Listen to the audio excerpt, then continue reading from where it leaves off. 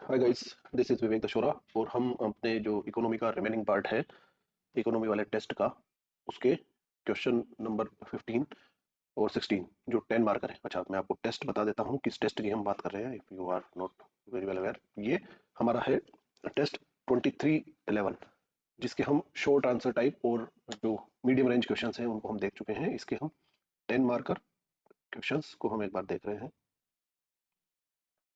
चलिए so hope you all are doing very well. आपकी पढ़ाई अच्छी चल रही होगी। यस, थोड़ा सा कफ एंड कोल्ड है, but yes we are very much committed for our programmes. और एक अच्छी बात यह है कि बच्चों की डिमांड आई है। आप लोगों में से जितने बच्चे हमारे ग्रुप्स में हैं वो सभी इस चीज़ को डिमांड कर रहे हैं कि yes sir please explained videos डालिए। ये देखकर मुझे भी अच्छा लगा। अदरवाइज कई बच्चों ने लगभग मतलब मेजोरिटी ने इस चीज़ के लिए बिल्कुल से एक होल्ड क्रिएट कर दिया था। उनको वीडियोस नहीं चाहिए, उनको भी कुछ नहीं चाहिए, वो सिर्फ पढ़ने में लगे हुए थे। सो अपनी पढ़ाई को जल्दी पूरा कीजिए, मतलब कि अपना जो सिलेबस है उसको जल्दी पूरा कीजिए and take this part also as a revision, कि ये भी हमारा एक रिविजन ही है। इसको रिविजन की तरह ही आपको कंसिडर करना पड़ेगा। चलिए क्वेश्चंस पर बात करते हैं। So the first question is, I expect you can also C on the screen, this is the what do you mean by the by development, मतलब हम विकास से क्या समझते हैं। Discuss the key indicators and issues in India's development. इस question की demand क्या है? इस क्वेश्चन की डिमांड ये है कि पहली चीज तो ये कि हम डेवलपमेंट से क्या समझते हैं। This would be the first demand. मैं यहाँ पर ड्रॉ कर देता हूँ। इसमें पहली चीज ये हो जाएगी कि हम विकास से क्या समझते हैं। This is the one thing. The second thing is about the key indicators and issues, the second thing. And the third thing is about the India's development, मतलब कि इंडिया में जो डेवलपमेंट हो रहा है उस डेवलपमेंट को लेकर क्या मुद्दे हैं, क्या इश्यूज हैं, हमें इसको डिस्कस करना है। ये भी पूछा जा सकता है कि इंडिया में जो डेवलपमेंट के इंडिकेटर्स हैं उनके बेसिस पर हम भारत को एक विकसित देश नहीं कंसिडर कर सकते, या भारत में विकास नहीं हो रहा है, या विकास की एक अच्छी स्थिति नहीं है, या फिर India development is not inclusive. ऐसा भी क्वेश्चन पूछा जा सकता है। मतलब इस क्वेश्चन के ऑल्टरनेट ये हो सकते हैं कि यहाँ पर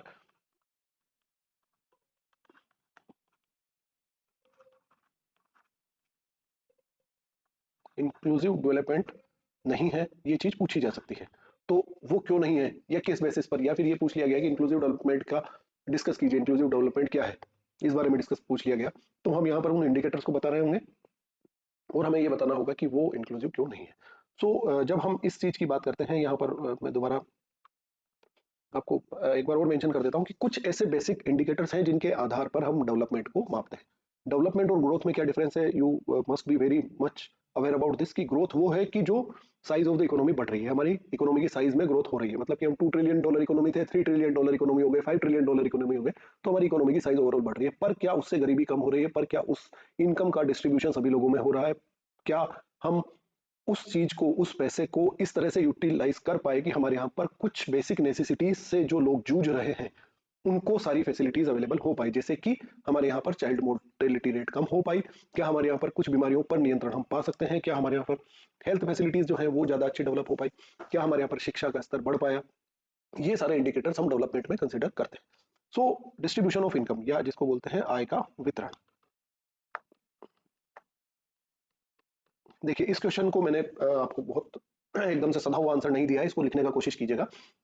सो डिस्ट्रीब्यूशन मतलब कि आपको सिर्फ प्रिंटेड आंसर इसमें नहीं प्रोवाइड किया गया है। सो डिस्ट्रीब्यूशन ऑफ इनकम या आय का वितरण, जब हम आय के वितरण की बात कर रहे होते हैं तो आय के वितरण में 10% ऑफ द पॉपुलेशन, कहां से, ये वर्ल्ड इनइक्वालिटी रिपोर्ट 2022 को हम कोट कर सकते हैं कि भारत की टॉप 10% जो पॉपुलेशन है वो टोटल इनकम का 57% होल्ड करती है। मतलब कि सिर्फ 10% लोगों के पास, सिर्फ केवल 10%, मुट्ठी भर लोगों के पास में टोटल जो इनकम एक देश में हो रही है उसका 60% अबाउट उस एक ही थ्री फोर्थ, या उसको बोलेंगे फोर फिफ्थ, मतलब फोर फिफ्थ का मतलब है 60% अबाउट हम इसको कंसिडर कर सकते हैं।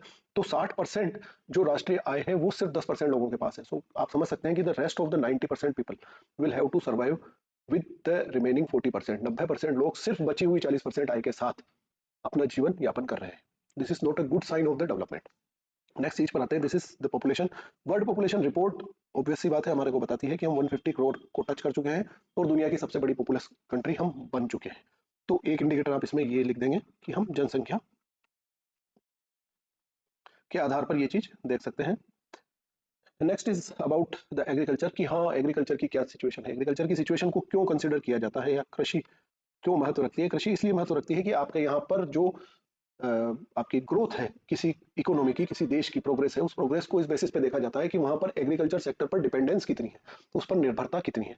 तो उस निर्भरता के आधार पर हम ये बता सकते हैं कि हम विकासशील से विकसित राष्ट्र बन रहे हैं, नहीं बन रहे हैं। हमारे यहाँ पर जो विकास हो रहा है वो सभी में डिवाइड हो रहा है, नहीं हो रहा है। तो अभी भी अगर हम इकोनॉमिक सर्वे के अकॉर्डिंग बात करें, मैं यहाँ पर लिख देता हूँ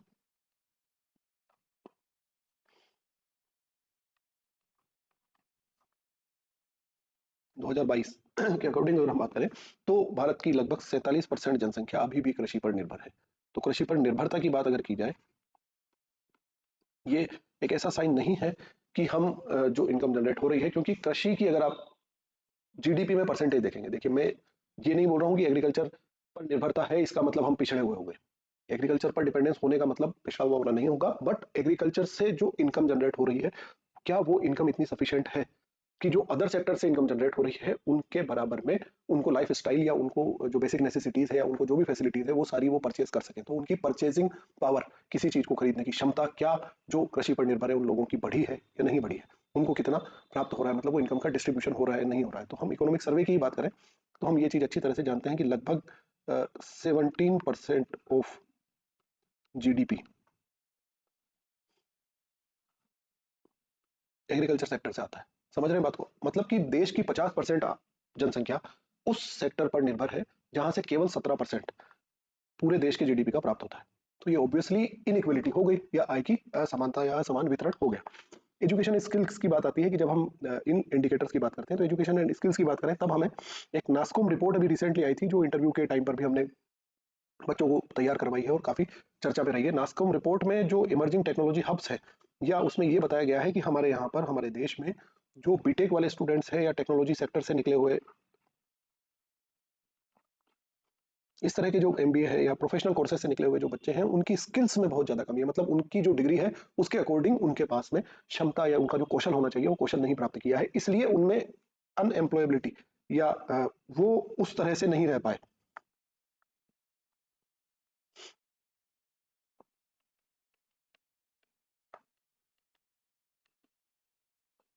मतलब कि वो उनमें जो रोजगारोन्मुखी होने चाहिए या रोजगार की जो क्षमता होनी चाहिए वो उनमें नहीं आ पाई। वो एक बड़ा कारण है कि हमारे यहाँ पर एजुकेशन और स्किल्स, और यूनिसेफ की भी एक रिपोर्ट आई थी जिसमें एजुकेशन एंड स्किल्स गैप के बीच में जो एक खाई है उसके बारे में बात करी थी। उन्होंने बताया था कि 50% ऑफ द टोटल पॉपुलेशन या टोटल स्टूडेंट्स जो पास आउट हो रहे हैं वो ट्रैक पर नहीं है, वो अपने सही पथ पर नहीं है। सही कौशल, या इसको हम लिख देंगे आवश्यक जो कौशल है वो उनके पास नहीं है।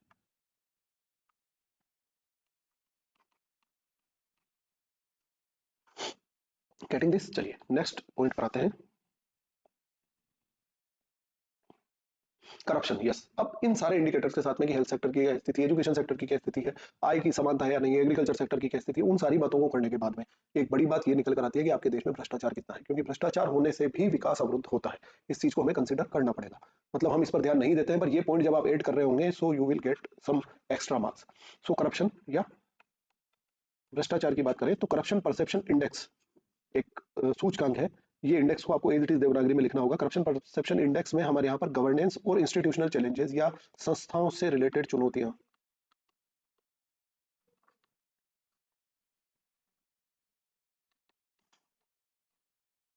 में ये चीज बताई गई है कि इंडिया टोटल 180 करप्ट देशों में 85th नंबर पर अभी भी हम स्टैंड करते हैं। मतलब हमारे यहाँ पर भ्रष्टाचार एक अच्छे खासे स्तर पर है। अच्छे खासे स्तर का भ्रष्टाचार आपके विकास को अवरुद्ध करता है। दूसरी चीज है पर्यावरण। पर्यावरण में अगर देखा जाए तो जर्मन वॉच एक इंडेक्स है, अगेन जर्मन वॉच एक थिंक टैंक है जो रिपोर्ट्स प्रोवाइड करता है, जिसमें यह बताया गया है कि भारत पर्यावरण के स्तर पर भेद्य देशों में 7वें नंबर पर आता है। मतलब अगर पर्यावरण से संबंधित कोई भी तरह की डिजास्टर्स आती है तो उन डिजास्टर्स के लिए हम 7वें नंबर पर स्टैंड करते हैं। टॉप 7 कंट्रीज में हम आते हैं। टॉप 7 कंट्रीज का मतलब ये है कि अगर पर्यावरण से संबंधित किसी भी तरह की कोई आपदा आती है तो उस आपदा में 7वें नंबर पर हम सबसे ज्यादा उसको झेल रहे होंगे। Getting this? सो अब ये बात कि सर इन पॉइंट्स को हमें लिखना कैसे, या इनको हम कैसे यूज करें, तो मैं इसको समझा देता हूँ आपको। देखिए पहले हम ये बता रहे हैं कि विकास से आप क्या समझते हैं। तो विकास से हम क्या समझते हैं उसको हम डिफाइन कर रहे होंगे। दूसरे नंबर पर हम ये बता रहे होंगे कि उसके जो संकेतक हैं, जो इंडिकेटर्स हैं, उसमें ये इंडिकेटर्स इंक्लूड होते हैं, ये हमने बता दिया। और फिर बाद में इनको लेकर इन मुद्दों पर हमें चर्चा करनी है। तब हम पहले एक पैराग्राफ में बता देंगे कि हम distribution of income, population, agriculture, शिक्षा, स्वास्थ्य और भी चीजें आप इसमें ऐड कर सकते हैं, भ्रष्टाचार, इनको लेकर हम देखते हैं कि कोई देश के विकास का क्या स्तर है, या हम पूरे ओवरऑल वर्ल्ड में भी विकास का स्तर इन्हीं स्तरों पर मापते हैं। ये एक यूनिवर्सल इंडिकेटर्स है, और उन इंडिकेटर्स के बेसिस पर हम जब कोई बात करते हैं, तब हम भारत के मामले में अगर इसकी चर्चा करें, मतलब एक पैराग्राफ में हम इंडिकेटर्स को बताएंगे, पहली लाइन में हम लगभग 15 से 20 शब्दों में विकास बताएंगे, दूसरा उसके बाद में हम इंडिकेटर्स बताएंगे कि क्या संकेतक हैं, और उन इंडिकेटर्स के बाद में भारत का उन इंडिकेटर्स में क्या नंबर है, क्या स्थान है, हम कहाँ उसमें स्टैंड करते हैं, हम इस बात को कर रहे होंगे। This would be the track of the answer. ठीक है, चलिए नेक्स्ट क्वेश्चन पर आते हैं। बहुपक्षीय व्यापार वार्ता के दोहा दौर के नतीजे बेहद कमजोर रहे हैं। Doha round of multilateral trade negotiations जो है वो बहुत ज्यादा सक्सेसफुल नहीं रही है। सो ये पूछा जा सकता है कि ये बहुत ज्यादा सक्सेसफुल नहीं रही है, इनके अनसक्सेसफुल होने के क्या कारण है, या ये सक्सेसफुल क्यों नहीं रही है, या दोहा दौर की वार्ता को लेकर हमने क्या लेसन सीखे हैं, दोहा दौर की वार्ता को लेकर क्या सीखने लायक बातें सामने आती है, ऐसे क्वेश्चंस पूछे जा सकते हैं। और इसमें मोस्टली आपको डिस्कस ही टर्म आएगा, क्योंकि वो उसकी अच्छाई या बुराई या उसके लिए फर्दर क्या किया जा सकता है वही पूछ रहे होंगे। अब इस क्वेश्चन की डिमांड को हम समझ गए हैं, और हमसे लास्ट में पूछा है डिस्कस। तो डिस्कस का मतलब ये है कि जो इन्होंने बात कही है इस पर हम बात करें, और साथ में वे अहेड क्या हो सकता है, मतलब आगे का रास्ता क्या हो सकता है, उसको हम थोड़ा सा इंडिकेट कर दें, जिसको बोला जाता है कंक्लूजन। ठीक है, तो कुछ क्वेश्चन ऐसे होंगे जिनमें कंक्लूजन नाम की कोई चीज नहीं होगी, कुछ क्वेश्चन ऐसे होंगे जिसमें आपको कंक्लूजन देना होगा। तो yes, this demands for the conclusion. चलिए, दोहा राउंड को हम पहले ब्रीफली एक बार इंट्रोड्यूस कर देंगे। अब अगेन वही बात कि मैं इतने बड़े पैराग्राफ इसलिए दे रहा हूं ताकि अगर आपने नहीं पढ़ा हो तो इनको ढंग से पढ़ लो, पर इसके कीवर्ड्स को यूज करते हुए आपको समराइज करना होगा, ब्रीफ में हमें लिखना होगा। तो दोहा डेवलपमेंट राउंड्स 2001 में स्टार्ट हुए थे, एंड द एम्बिशियस, एम्बिशियस का मतलब इनकी क्या टारगेट्स थे या इनके क्या लक्ष्य थे। तो इनके लक्ष्य थे reform the global trading system, जो विश्व का ट्रेडिंग सिस्टम है उसको हमें रिफॉर्म करना है अंडर द डब्ल्यूटीओ। जितना विश्व व्यापार होता है उस सबके रिफॉर्मेशन के लिए दोहा वार्ताएं शुरू हुई। अच्छा, ये वार्ता शुरू होने के क्या तरीके रहे, मतलब इसके टूल्स क्या थे। तो जो ट्रेड बैरियर्स है, व्यापार में जो जो बाधाएं होती है, एक्सपेंड मार्केट एक्सेस, मतलब मार्केट में सभी देशों की एक्सेस रहे। जैसे भारत है, भारत कुछ लिमिटेड देशों के साथ अगर व्यापार करता है, ऐसा नहीं होकर हम सभी देशों के साथ, अमेरिका के भी, लैटिन अमेरिका के भी, अफ्रीका के भी, जो हमारे साउथ ईस्ट एशिया है उनके भी, चाइना भी, रशिया भी, सभी देशों के साथ हम व्यापार कर रहे हो। और जो ट्रेड रूल्स है, व्यापार के जो नियम है, उनको हम ज्यादा अच्छे बना सके, मतलब कि जो व्यापार के लिए कोऑपरेटिव हो सके। नियमों का मतलब हमेशा ये नहीं होता कि नियम सिर्फ सख्ती के लिए होते हैं या किसी चीज को रोकने के लिए होते हैं, पर उनको फैसिलिटेट करने के लिए भी होते हैं। सो ये दोहा दौर की वार्ताओं के टारगेट्स थे। पर ऐसे चीजें या ऐसे क्या फैक्टर्स थे जिसने इसको फेल कर दिया, ये सक्सेसफुल नहीं रहे। उसमें आता है डाइवर्जिंग इंटरेस्ट, अलग अलग देशों के अलग अलग इंटरेस्ट है। हिंदी में भी नीचे दिया हुआ है, don't worry about this. So diverging interest का मतलब ये है कि डेवलप्ड और डेवलपिंग कंट्रीज के अलग अलग, ऑब्वियस सी बात है, हमने कई सारे ऐसे झगड़े देखे हैं जिसमें पर्यावरण वाले झगड़े ले लीजिए, या फिर डब्ल्यूटीओ में ब्लू बॉक्स, एम्बर बॉक्स से रिलेटेड, या जो एग्रीकल्चर सब्सिडी है उससे रिलेटेड ऑप्शंस को आप देख सकते हैं। तो वो सारे जो एग्जांपल्स हैं, उनके आधार पर आप देख सकते हैं कि जो इंटरेस्ट है वो अलग अलग है सभी देशों के। तो ये अलग अलग, ये दो ग्रुप अलग बन चुके हैं। जो डेवलप्ड कंट्रीज हैं वो कुछ अलग तरह से देखते हैं, और डेवलपिंग कंट्रीज हैं वो अलग तरह से देखते हैं। ठीक है, दूसरा है global trade complexity. Global trade को लेकर जो एक्सपेंशन है या जो ट्रेड बढ़ाना है, उनको लेकर गुड्स और सर्विसेज से रिलेटेड चीजें ऐसी है जिनको लेकर कॉम्प्लेक्सिटी है। अच्छा, ये मैं थोड़ा सा यहाँ पर आपको एक्सप्लेन कर दूं कि गुड्स और सर्विसेज मतलब माल और सेवाओं को लेकर क्या कॉम्प्लेक्सिटी है। आपने अगर आरसीईपी का नाम सुना हो, रीजनल कॉम्प्रहेंसिव इकोनॉमिक पार्टनरशिप, जिसमें हमारे साउथ ईस्ट एशियन कंट्रीज के साथ में चाइना वगैरह थे, और इंडिया इसमें शामिल होना है या इंडिया को ये आरसीपी ज्वाइन करना है या नहीं करना है, ये एक बड़ा मुद्दा था। मामला क्या था कि जितने साउथ ईस्ट एशियन कंट्रीज हैं, साउथ ईस्ट एशियन कंट्रीज में हमारे थाईलैंड वगैरह, और ये जो सारे कंट्रीज हैं, आसियान कंट्रीज, आसियान कंट्रीज के साथ में चाइना, ये सारे कंट्रीज मिलकर एक ऐसा एक तरह से फ्री ट्रेड एग्रीमेंट कर रहे थे जिसमें हम आपस में देशों में व्यापार को बढ़ा सके।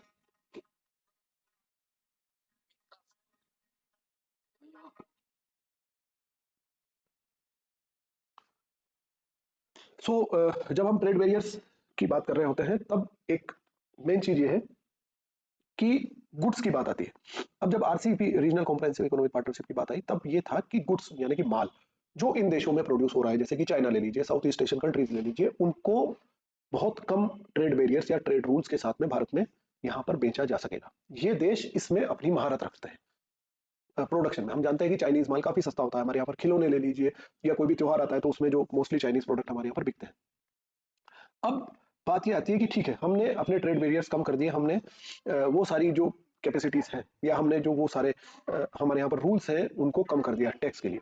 अब जब आपने इन रूल्स को कम कर दिया है, इनको कम करने के साथ में क्या भारत इससे फैसिलिटेट होगा। मतलब हम गुड्स के प्रोडक्शन में उतने बड़े कंट्री नहीं है या उतना अच्छा हमारा उत्पादन नहीं है माल के मामले में। पर भारत क्या है, भारत सेवा प्रदाता है, भारत का सर्विस सेक्टर बहुत अच्छा है। तो हमारे यहाँ पर जो सर्विस क्लास लोग हैं जिनको व्हाइट कॉलर जॉब्स बोली जाती है उसको प्रोवाइड करने वाले ज्यादा है। आरसीईपी में इन्होंने क्या किया कि इन्होंने सिर्फ और सिर्फ जो गुड्स है उसी को इंक्लूड किया। मतलब हम जो हमारे टैक्स हैं, हमारे जो एक्साइज ड्यूटीज हैं, जो बैरियर्स हैं ट्रेड के, इंटरनेशनल ट्रेड के जो बैरियर्स हैं उनको कम करने के लिए हमने सिर्फ गुड्स को ही उसमें अलाउ किया और सर्विसेज को नहीं किया। तो ऐसी सिचुएशन में जो ग्लोबल ट्रेड कॉम्प्लेक्सिटीज है, मतलब जो व्यापार को लेकर जो कॉम्प्लेक्सिटीज है उसको हमें देखना पड़ेगा कि क्या ऐसी बाधाएं आती है, क्या ऐसी कॉम्प्लेक्सिटीज आ जाती है। वहां पर हम जो ट्रेड बैरियर्स हटाना चाहते हैं वो उतने नहीं हटा सकते। तो उसका कारण यही है कि कुछ देश सिर्फ ये चाहते हैं कि गुड्स पर से ही ट्रेड बैरियर्स हटे, या ट्रेड का मतलब सिर्फ गुड्स का ही ट्रेड है। और कुछ ऐसे देश हैं जैसे कि भारत जो कि सर्विस सेक्टर में ज्यादा महारत रखता है, हमारे यहाँ पर सर्विस क्लास लोग ज्यादा है, तो हम यहाँ से माल नहीं भेजेंगे, हम यहाँ से सर्विस क्लास लोग हमारे बाहर जा रहे होंगे। Getting this?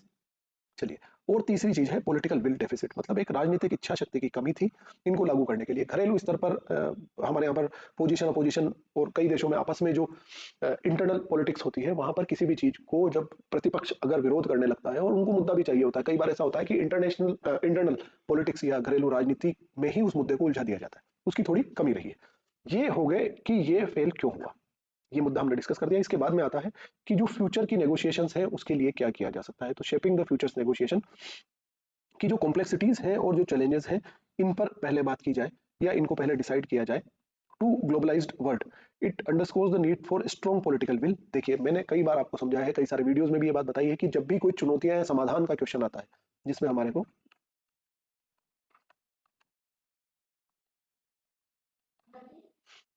ये हमेशा जब भी आप चुनौतियों की बात कर रहे हैं तब आपको समाधान भी उन्हीं चुनौतियों से निकालना होता है। तो वही चीज है कि जब हम पॉलिटिकल विल को एड्रेस कर लेंगे तो इसके लिए हम फ्यूचर देख पाते हैं। इसके साथ में जो मीनिंगफुल आउटकम्स हमें अगर चाहिए तो उसके लिए हमारे को जो कमिटमेंट्स हैं मल्टीलेटरलिज्म यानी कि बहुपक्षीयता, बहुपक्षीयता का मतलब एक से अधिक देश, द्विपक्षीय नहीं बहुपक्षीय, यानी कि 10 देश एक साथ है, 15 देश एक साथ है, 20 देश एक साथ, तो बहुपक्षीयता होगी।